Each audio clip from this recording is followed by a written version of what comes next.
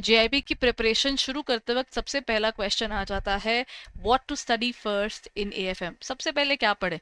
Book के अंदर module A B C D 4 modules हैं, और इन चारों मॉड्यूल्स में से बेसिक क्या है, स्पेशली जो नॉन कमर्स बैकग्राउंड से हैं उनके लिए क्या है, इनफैक्ट जो हमारे कमर्स वाले बैकग्राउंड के भी हैं उनको भी एक बार बेसिक्स तो देखने ही पड़ते हैं ना। तो जब आप इसको पढ़ते हैं तो शुरुआत हमेशा मॉड्यूल ए से कीजिएगा। इसके फर्स्ट 6-7 चैप्टर्स एक्सक्लूसिवली अकाउंट्स के बेसिक्स हैं। तो अगर आप अकाउंट्स के बेसिक्स अच्छे से पहले कभी पढ़े हुए थे, फिर तो आपको इस बुक से ही बहुत अच्छे से समझ में आ जाएगा। और अगर आपको लग रहा होगा कि आपने इससे पहले कभी बेसिक्स नहीं पढ़े हुए, तो आप डेफिनेटली और सोर्सेज को भी देख सकते हैं। अदरवाइज आपकी मैकमिलन बुक के अंदर फर्स्ट 6-7 चैप्टर्स हैं मॉड्यूल ए के, they are all the basics of accounting. उसके बाद वो धीरे धीरे आगे आगे के लेवल्स आपको पढ़ाते जाते हैं।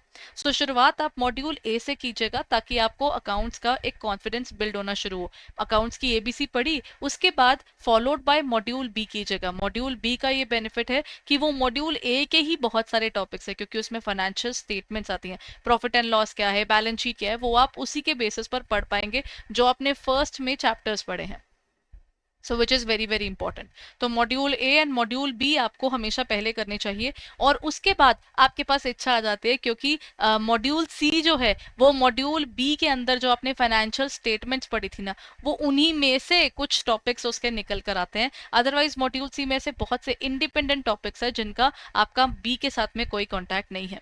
सो अब आपके पास ऑप्शन आ जाता है कि या तो आप सी इसी के कॉन्टैक्ट में शुरू कीजिएगा, पहले 2-3 चैप्टर्स आपके ऐसे हैं जो आपके इंटरलिंक्ड है। उसके बाद अगर एकदम से लगे कि न्यूमेरिकल बहुत ज़्यादा हो रहा है, तो आप मॉड्यूल डी पर स्विच कर सकते हैं, जिसमें जीएसटी और इनकम टैक्स वाला एरिया आ जाता है।